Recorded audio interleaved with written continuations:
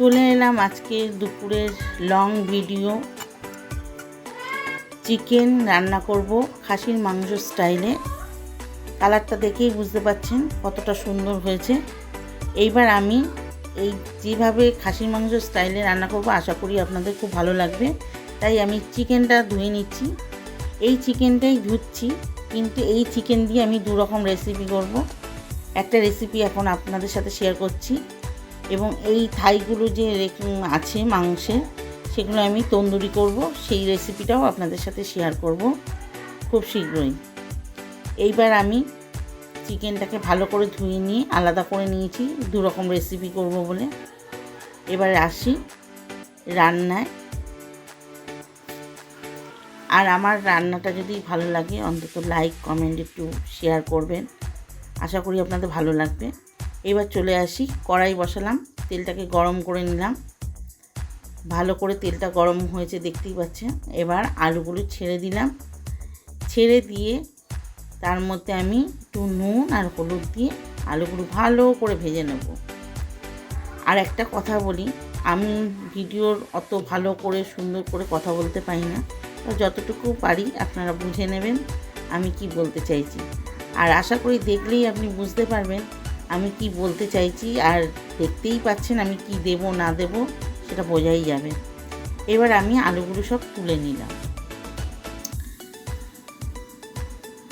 আর খুব ভালো করে ভেজেছি, যে কষাতে কষাতে যেন আলুগুলো সেদ্ধ হয়ে যায় সেই জন্য আমি ভালো করে ভেজে নিয়েছি। এই তেলটাতেই আমি একটু চিনি দেব, যেন একটুখানি গ্রেভিটায় মাংসের ঝোলের রং আসে। তারপর পেঁয়াজ দিয়ে দিলাম, তার মধ্যে কিছু কাঁচা লঙ্কাও দিয়ে দেবো আমি। এবার আপনারা যদি ঝাল খেতে ভালোবাসেন তাহলে কাঁচা লঙ্কা বেশি করে দেবেন। আমি কাঁচা লঙ্কা গুঁড়ো লঙ্কা দুটোই ইউজ করেছি, কারণ আমরা একটু মাংসের ঝোলে একটু ঝাল ঝাল খেতে ভালোবাসি।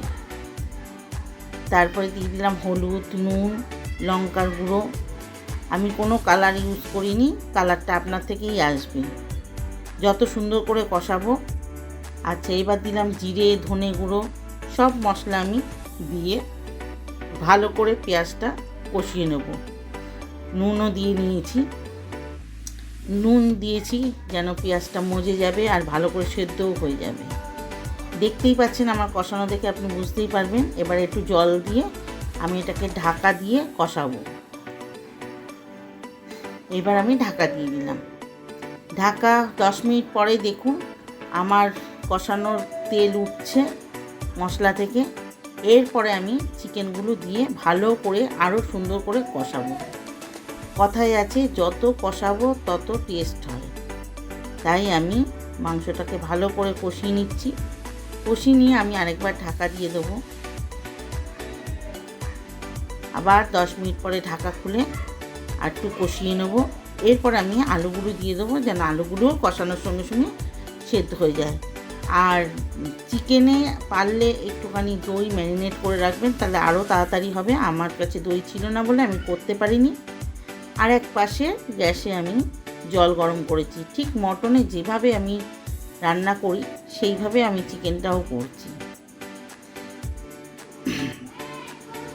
তারপর ভালো করে আমি গরম জল দিয়ে নাড়াচাড়া দিয়ে নিলাম। দিয়ে ভালো করে একটু কষিয়ে নেব।